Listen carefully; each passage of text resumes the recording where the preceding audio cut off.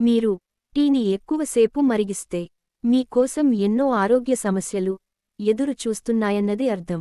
ఎందుకంటే పాలతో టీ తాగినప్పుడు అందించే శక్తి అది ఎక్కువగా మరిగించి తాగినప్పుడు పోతుంది. టీ అనేక ఆరోగ్య ప్రయోజనాలను అందిస్తున్నప్పటికీ ఎక్కువసేపు మరిగించడం వల్ల దాని ప్రయోజనాలను కోల్పోతుంది. టీని ఎందుకు అతిగా మరిగించొద్దు? టీలో చాలా టానిన్లు ఉంటాయి. ఇది శరీరంలోకి ప్రవేశించే అనేక అణువులను విచ్ఛిన్నం చేయడంలో ఇబ్బందిని సృష్టిస్తుంది. టీని ఎక్కువసేపు అంటే 4-5 నిమిషాల కంటే ఎక్కువసేపు మరిగిస్తే టానిన్లు శరీరంపై ప్రతికూల ప్రభావాలను చూపుతాయి. దీంతో శరీరంలోకి చేరిన ఐరన్ను శరీరం గ్రహించలేకపోతుంది. ఇది కొన్ని ఇతర ఆరోగ్య సమస్యలను కూడా కలిగిస్తుంది. జీర్ణ సమస్యలు. ఎక్కువగా మరిగించిన టీ మీలో జీర్ణ సమస్యలను కలిగిస్తుంది. కడుపు నొప్పి, ఇతర కడుపు సమస్యలు వస్తాయి. ఇది కాకుండా క్యాన్సర్కు కారణమయ్యే క్యాన్సర్ కారకాలు టీని ఎక్కువగా మరిగిస్తే ఏర్పడతాయి.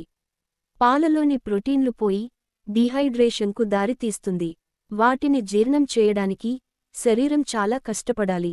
పోషకాల నష్టం. టీని అతిగా మరిగిస్తే అన్ని పోషకాలు పోతాయి.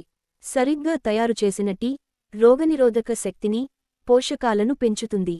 కానీ నిరంతరం మరిగిస్తే పాలలోని కాల్షియం, విటమిన్లు, విటమిన్ బి, బి12, సి పోతాయి. అక్రిలామైడ్ వంటి క్యాన్సర్ కారక సమ్మేళనాలు టీలో ఎక్కువగా ఉంటాయి. కానీ ఇలా జరగాల్సిన అవసరం లేదు. అయితే వస్తుందనే అవకాశం కూడా తోసిపుచ్చలేం.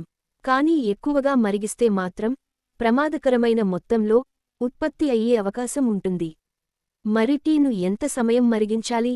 చాలా మందికి పాల టీని కాయడానికి సరైన సమయం తెలియదు. మరికొందరు టీని ఎక్కువసేపు మరిగించి తీసుకుంటే రుచిగా ఉంటుందనే నమ్మకంతో దానిని మరిగించడం కొనసాగిస్తారు. కానీ ఎటువంటి పరిస్థితుల్లోనూ 3-5 నిమిషాల కంటే ఎక్కువ మరిగించొద్దు. 3 నిమిషాలే చాలా ఎక్కువనే విషయాన్ని గుర్తు చేసుకోవాలి. ఎక్కువ మరిగిస్తే టీ ప్రయోజనాలను పూర్తిగా నాశనం చేస్తుంది. టీని చేదుగా కూడా చేస్తుంది. అందువల్ల టీ తయారు చేసేటప్పుడు ఈ విషయాలను గుర్తుంచుకోవాలి. ఈ వీడియో మీకు నచ్చితే లైక్ చేసి సబ్స్క్రైబ్ చేసి మన ఛానల్ను సపోర్ట్ చేయండి.